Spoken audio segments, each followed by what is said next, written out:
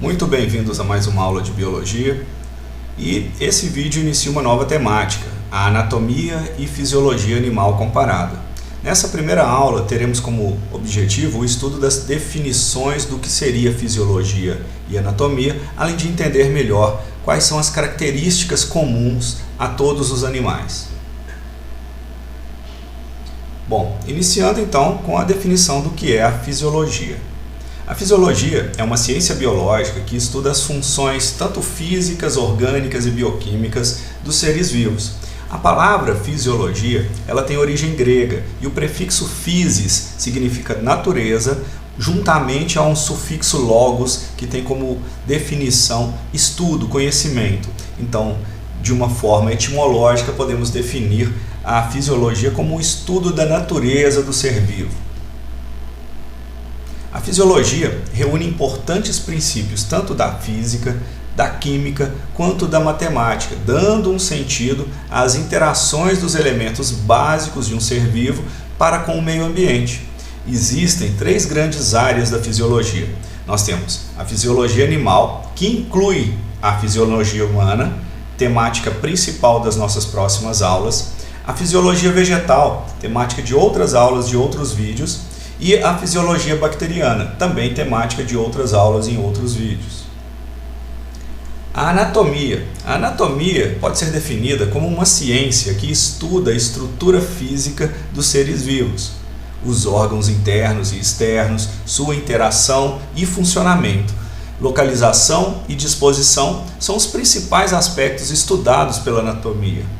Já a anatomia humana, ela tem como foco o estudo do corpo humano e ela é considerada uma das ciências básicas da medicina.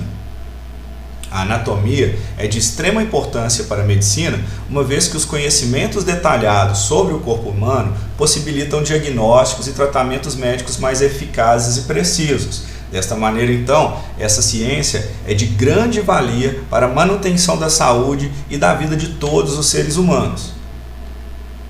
Podemos dizer que a anatomia ela surge na antiguidade, mais exatamente no Egito Antigo. Os mumificadores abriam os cadáveres, principalmente dos faraós, para poder realizar o processo de mumificação. Ao abrir os corpos para retirar os órgãos internos, estes mumificadores passavam a conhecer com mais detalhes os órgãos e as estruturas internas do corpo humano. Vamos falar agora um pouco sobre as características gerais dos animais. O reino animal, animalia ou metazoa, bem como queiram chamar, os três nomes são muito bem válidos e vistos, é composto por organismos que tenham como característica a célula eucarionte, ou seja, todas as células, ou quase todas as células, porque existem algumas exceções que estudaremos futuramente, dos animais possuem células nucleadas e células que têm a capacidade de diferenciar-se e exercer funções distintas, ou seja, elas conseguem realizar cada grupo de célula uma determinada função que em conjunto dará subsistência ao animal. Já o que se trata do fato de ser uma célula eucarionte, significa que ela tem um núcleo e que internamente ela é completamente formada por estruturas ou organelas, como queiram chamar, como pode ser visto aqui na imagem, complexo golgiense, lisossomos, mitocôndrias, todas essas são estruturas internas ou orgânulos ou organelas também formadas por membranas, o que é uma característica exclusiva dos eucariontes, célula típica de um animal. Todos os animais são heterótrofos por ingestão. O que significa isso? Significa que não são capazes de realizar processos metabólicos que convertam a energia física em energia biológica. É o tal do produzir o próprio alimento que muitas vezes nós ouvimos. E então, para que os materiais energéticos e estruturais sejam colocados à disposição do animal, o mesmo precisa ingeri-los. Então, podemos dizer que são heterótrofos por ingestão do alimento. Alimento esse, então, que ele busca no meio onde vive. Todos os animais são pluricelulares. Pluricelular significa que todos os animais são formados por mais que uma célula. Um aglomerado celular é que irá formar esses animais. E esses aglomerados celulares vão formar o que nós chamamos de tecidos, que juntando-se em uma única estrutura formarão os seus órgãos.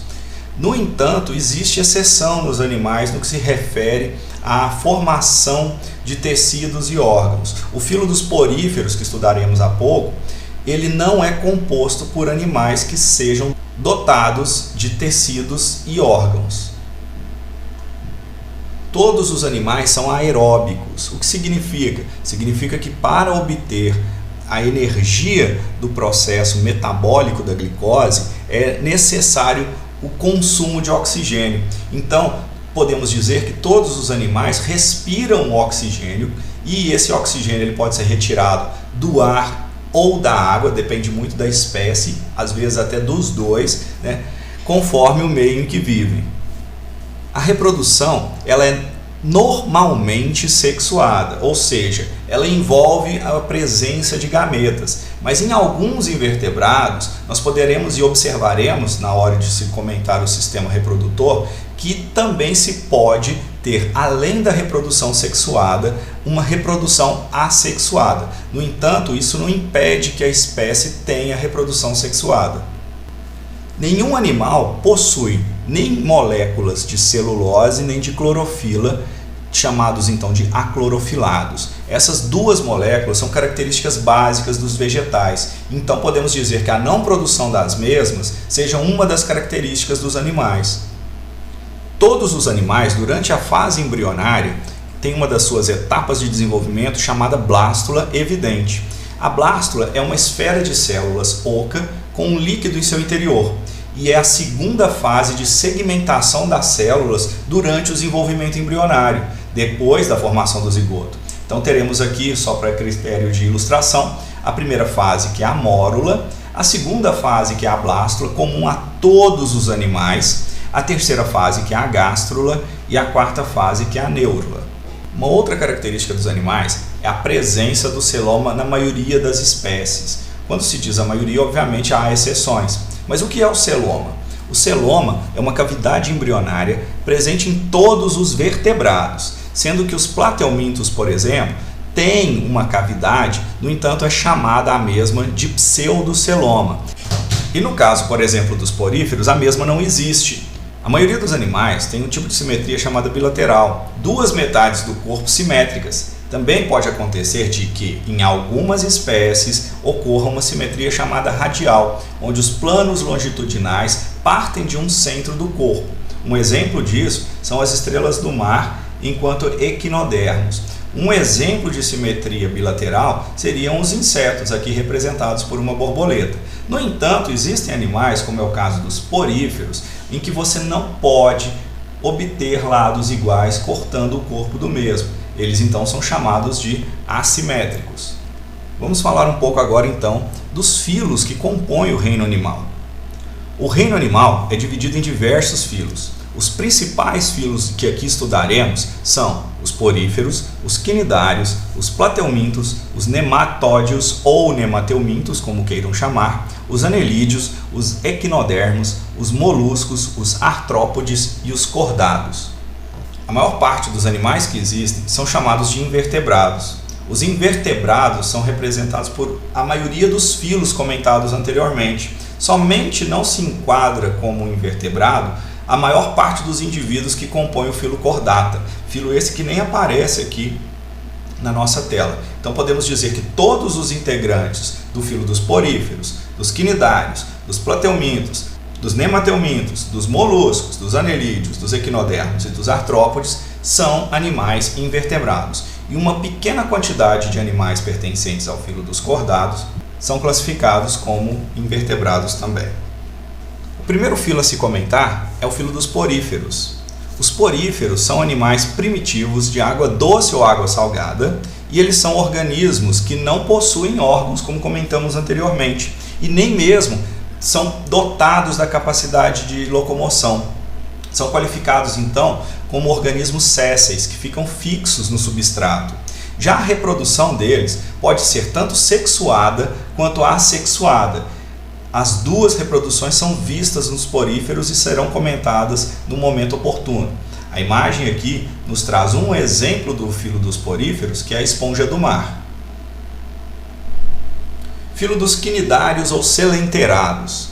Os quinidários vivem em água doce ou salgada, e alguns deles possuem a capacidade de locomoção, enquanto outros também, assim como os poríferos, são sésseis, vivem fixos.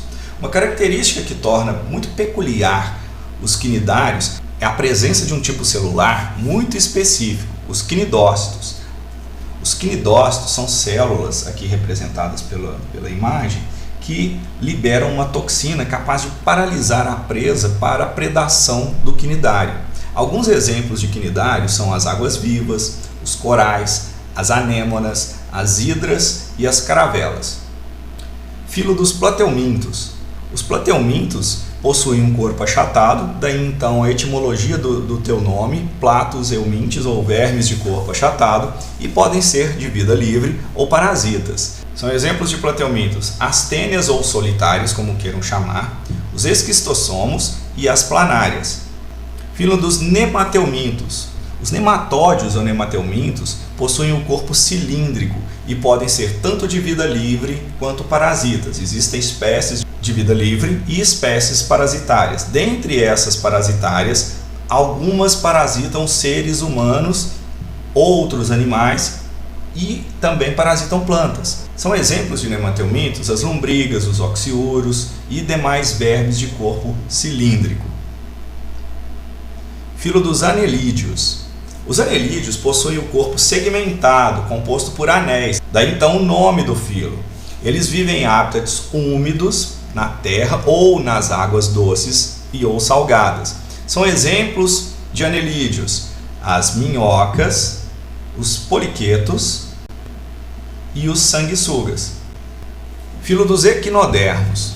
Os equinodermos são animais marinhos com presença de um exoesqueleto calcário e um sistema hidrovascular. O corpo deles possui simetria pentarradial, ou seja, com 5 lados iguais, e são exemplos de equinodermos: as estrelas do mar, o ouriço do mar, a bolacha da praia, a serpente do mar, o pepino do mar e o lírio do mar.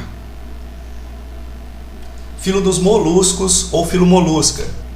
Os moluscos são animais de corpo mole que podem possuir a presença de uma concha ou não, e quando presente, a mesma pode ser interna, no caso, por exemplo, das lulas, ou externa, como é o caso, por exemplo, dos caramujos e dos mexilhões. Eles habitam ambientes de água doce ou salgada ou vivem no solo, porém em solo úmido. São exemplos de moluscos os mexilhões, os polvos, as lulas, as ostras e os caramujos. Filo dos artrópodes. Os artrópodes ou filartrópoda são animais que compreendem o maior filo em diversidade do nosso planeta. A maior parte dos animais que conhecemos hoje pertencem ao filo dos artrópodas. Eles são caracterizados por possuírem um corpo segmentado, onde você pode observar as estruturas corpóreas, e pelas patas articuladas, além de um exoesqueleto formado por quitina. O filo dos artrópodes é dividido em classes, e as principais classes artrópodas são os insetos, que tem como exemplos as borboletas, abelhas, baratas e moscas, que é o grupo de animais mais diversificado do planeta, com mais de 700 mil espécies. Os aracnídeos, que tem como exemplos as aranhas, os ácaros, os escorpiões e os carrapatos. Os miriápodes, que tem como exemplo as centopeias, as lacraias e os gongolôs. E os crustáceos, que tem como exemplo as lagostas, os caranguejos, os siris e os camarões. Vamos falar agora dos animais vertebrados. Os animais vertebrados são pertencentes ao filo dos cordatos. O filo cordato ou filo dos cordados é aquele no qual os indivíduos possuem uma estrutura chamada notocorda. Se essa notocorda se desenvolve durante a fase embrionária e vira uma coluna cervical, então esses animais são qualificados como vertebrados. Então podemos dizer que todo vertebrado é um cordado, no entanto, nem todo cordado é um vertebrado. Existem espécies em que essa notocorda não se desenvolve e por isso então não são classificados como vertebrados. A principal característica dos vertebrados é então uma medula espinhal e uma coluna cervical. Coluna cervical é essa que abraça essa medula espinhal e a protege. Os animais cordados são divididos em 5 classes: peixes, anfíbios, répteis, aves e mamíferos. A classe dos peixes. Os peixes são animais com o corpo coberto por escamas e respiração branquial, ou seja, eles retiram o oxigênio necessário para o seu metabolismo da água. Não controlam a sua temperatura corpórea, por isso então são classificados como pecilotérmicos e são exemplos de peixes: o dourado, a arraia, os tubarões, os cações e por aí vai. Classe anfíbia ou classe dos anfíbios. Os anfíbios são animais que dependem da água na fase larval. Durante a fase larval, eles residem na água e desempenham a sua respiração por meio de brânquias. No entanto, eles passam por um processo chamado metamorfose, na qual o corpo deles sofre alterações e eles então passam a viver em solo, adquirindo a capacidade da respiração pulmonar e também, em alguns casos, da respiração cutânea. É o caso, por exemplo, das rãs, das pererecas, das salamandras. Eles são ainda também, assim como os peixes, classificados como pecilotérmicos, ou seja, a temperatura corpórea deles varia de acordo com a temperatura ambiental. Classe dos répteis. Os répteis são animais que possuem a respiração pulmonar e o corpo coberto por escamas ou carapaça. Podem viver na água ou na terra e também, assim como as classes anteriores, são pecilotérmicos. A temperatura ambiental influencia na sua temperatura corpórea e são exemplos de répteis: as tartarugas, os jacarés, os lagartos, as serpentes, entre outros. Classe das aves. As aves são animais com o corpo coberto por penas, característica essa exclusiva das aves e que possuem a respiração pulmonar. No entanto, uma das características que difere as aves dos demais grupos vistos anteriormente é a capacidade de controlar a temperatura corpórea, assim qualificando-as como homeotérmicos. São exemplos de aves: a galinha, o avestruz, a ema, o pinguim, o papagaio, o beija-flor, os canários, entre outros. Classe mamália ou classe dos mamíferos. Uma das características principais dos mamíferos que os diferencia de outras classes é a presença de pelos. Os mesmos, assim como as aves, são homeotérmicos e possuem a respiração pulmonar. Uma outra característica muito importante e marcante do grupo dos mamíferos é o fato de que as suas fêmeas possuem glândulas mamárias funcionais, das quais elas utilizam para alimentar os seus filhotes nos primeiros estágios de vida. São exemplos de mamíferos: o ser humano, os gatos, os cachorros, os morcegos, os lobos, dentre outras várias espécies.